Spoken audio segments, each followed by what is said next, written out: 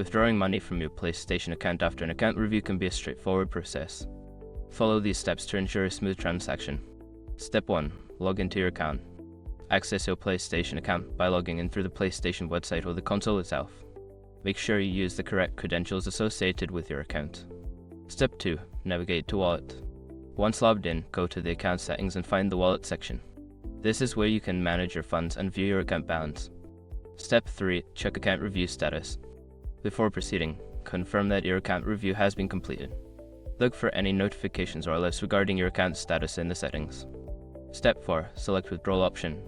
In the Wallet section, look for the option to withdraw funds. Click on it to initiate the withdrawal process. You may need to choose a payment method for the transfer. Step 5. Confirm withdrawal details. Review the withdrawal amount and payment method. Once you are sure everything is correct, confirm the transaction. You should receive a confirmation message indicating that your withdrawal is being processed. After following these steps, you should be able to successfully withdraw money from your PlayStation account.